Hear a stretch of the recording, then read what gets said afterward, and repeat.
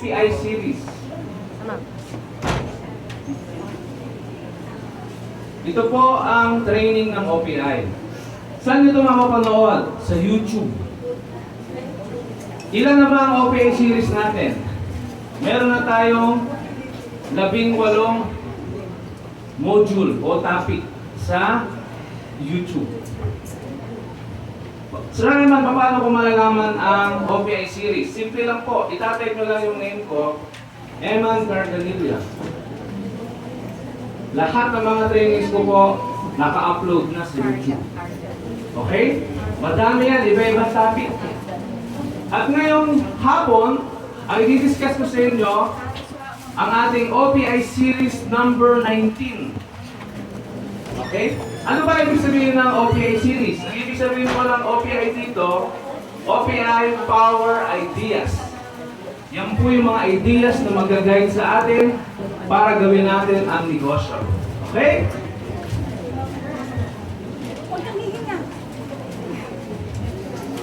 Please, pakinumberan nga dito. 1 to 20. Pagkasya no, 1 to 20. Okay, ito ang gagawin natin. Isipin nyo na kayong lahat ay mag-a-apply ng trabaho. Okay? Nandito tayo sa isang, ako ang may-ari ng company. Kayong lahat mag-a-apply ng trabaho. So, ang pila na ito ay mga interview. For interview kayo. Okay? Sige. Ngayon ganito. After 1 hour, kayong lahat, tapos na yung interview, no? Okay, lumabas ako ulit. Congratulations to you all. Lahat kayo ay tanggap na. Lahat kayo ang mga bagong managers ng company. So, masaya ba kayo? Yes! Isipin nyo yung senaryong ganon. Lahat kayo natanggap. Lahat kayo ay mga managers. So, ano ang next yung tatanungin sa akin?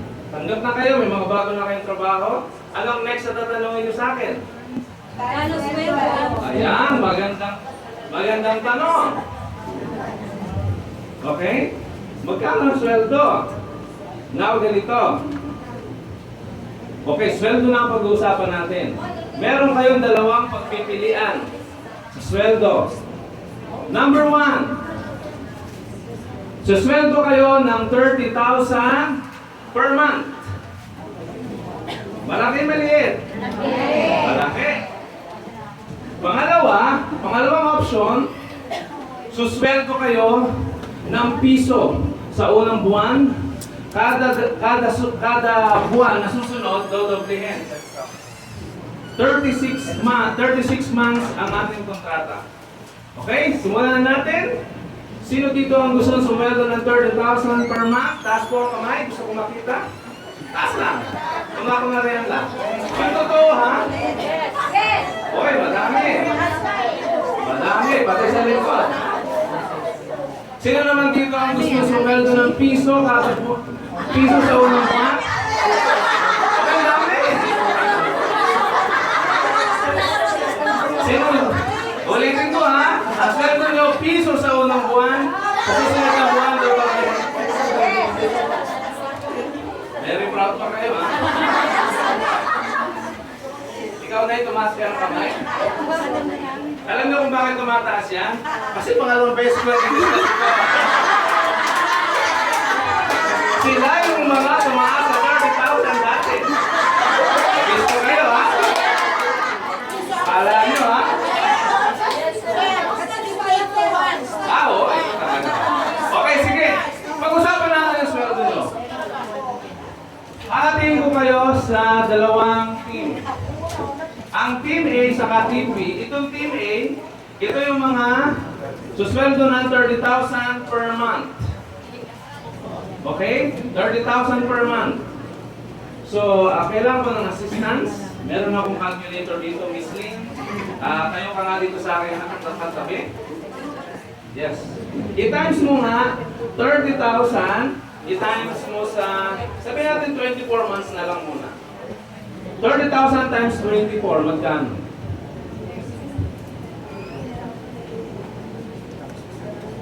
720,000 ang kikitain ng mga tumasang kamay na gustong kumita ng 30,000 per month. Ito yung sweldo nyo. Sa loob ng 2 taon, kikita ka ng 720. Masaya na ba? Okay, good. Doon naman sa doon sa team B na umayag ng sweldo ng piso sa unang buwan, ito po ang sweldo nyo. Okay, ang usapan, sa unang buwan, piso ang sweldohin mo.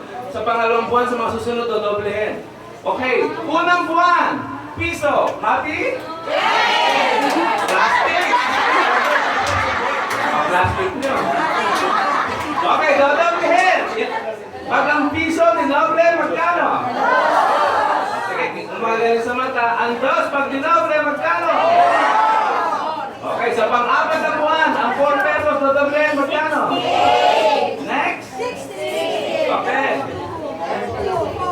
Kanina, ang dami yung sumasagot. 2, 4, 8, 16. Yung 32 na, kukunti na. O, dito.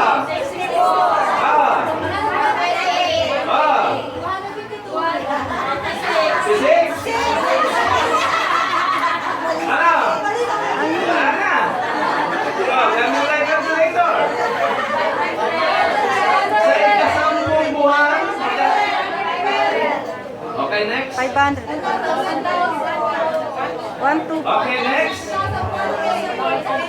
1,048, next. 4,096. Okay, next. 8,102. Okay, anything. Okay, next. Okay, 92. Okay, next. Okay, next. Okay, next. 65,536. Next.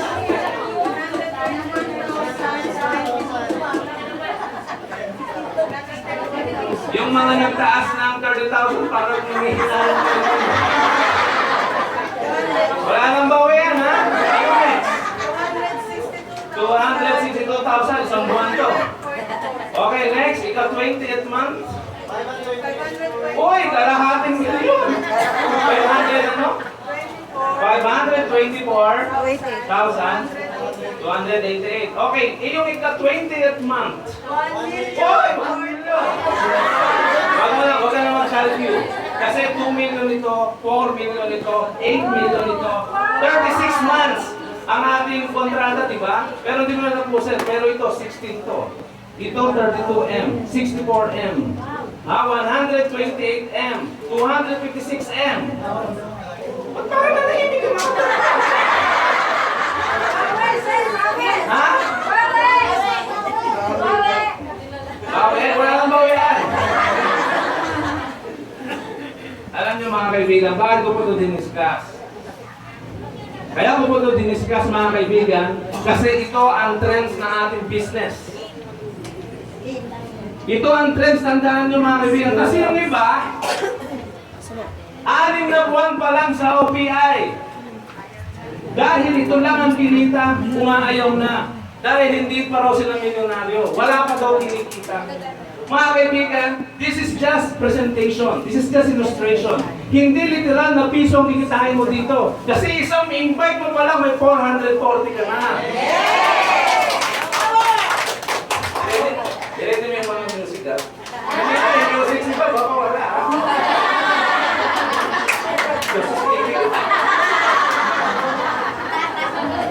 Di ba? Yung iba naman, 1 taon ang tinagal. Ay naku, Sir Reman. Mukhang nagkamali ako ng pinasok ng industry.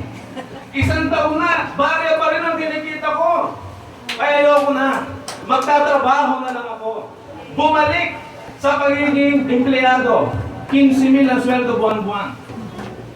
15,000. Ito nga, 30,000 eh. Nanghinayang ni Pipe. Di ba? Sino dito ang upian na 6 months na kukunti pa ang kinikita? Taas ang kamay. O 3 months. Sino dito ang upian na 3 months na konti pa lang ang kinikita? Taas ang kamay. Yung mga tumaas ng kamay na yan, ipagpatuloy niyo yung OPI. You are in the right track.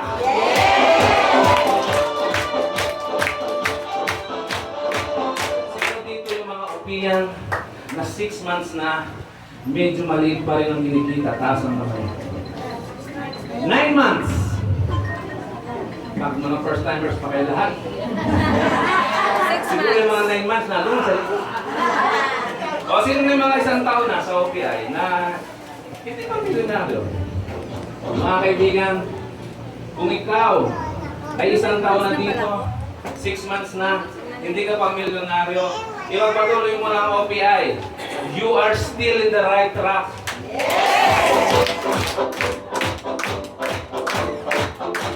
Kung sino nyo dito, mga kaibigan, dito, talagang lamang na lamang ang kumikita ng 30,000 per month. Ito kasi ang nakakasilaw sa employment, mga kaibigan. Ito ang nakakasilaw. Yung bang instant na makuha mo? Ang tao kasi is our nature, lalo tayong mga Pilipino, gusto natin, now na. Wala tayong delay of gratification. Mga kaibigan ng mga yaman, kaya rin si Henry C., ang pinakamayamang Pilipino sa Pilipinas, it took him 10 years para siya maging milyonaryo. Ikaw, 10 days pa lang, sumusuko ka na. Ano ka, hino?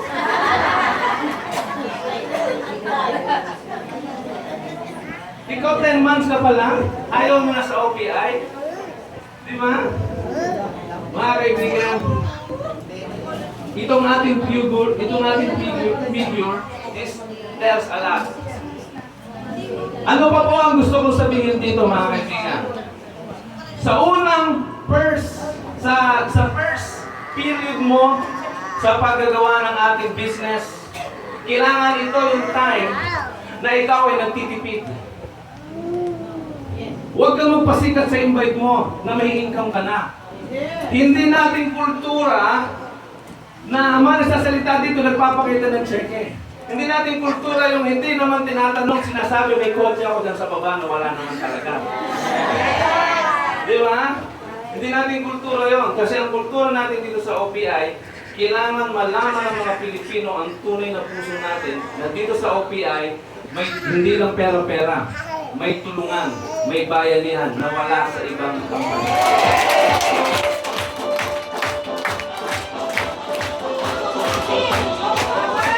Grabe to, no?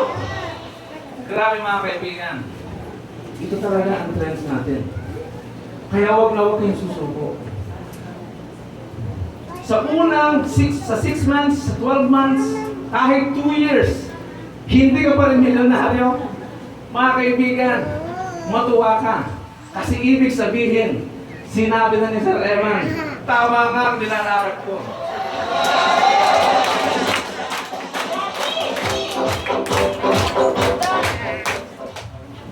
Kasi nga, tayo, as humans, gusto natin makuha natin agad. Alam niyo ba na maraming paraan para ito yung maging milyonaryo? Yung mabilisan ha, una-una, tumaya ka sa loto. Ayun ay kung manalo ka. Diba? Ano pa? Mag-asawa ka ng 3Ms. 4Ms pala. Anong 4Ms? Magandang malamang malapit ang mamatay.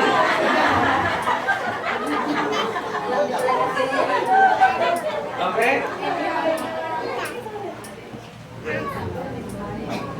Kaya po, GMNM. Huwag kong mayamang matagal pang mamatay.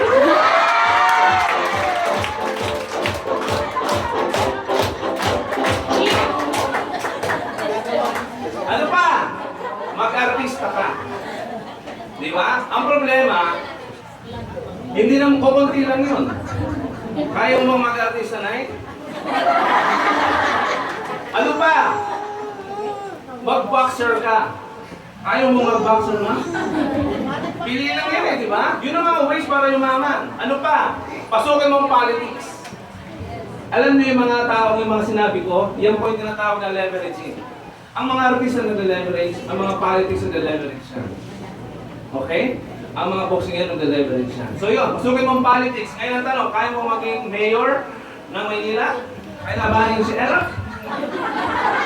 Ibig sabihin, ang point ko, yung mga ways na para ito maging instant millionaire, biglang yaman, hindi para sa lahat ng tao.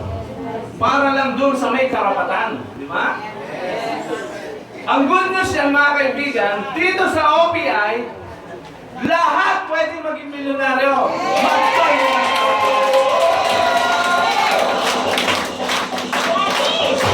Hindi mo kailangan mag-artista.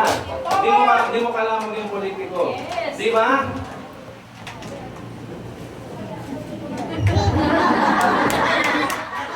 Dapat pala, so, makikita nyo mga kaibigan, no? So, inuulit ko, panoorin nyo itong diniscuss ko na to. This will be our OPI series number 19. Sundan nyo, every Saturday yan, iba-ibang topic yan, may AC lang. Pero malakay may tutulong habang ginagawa natin ang negosyo natin sa OPI. Okay? Maraming salamat po sa inyo.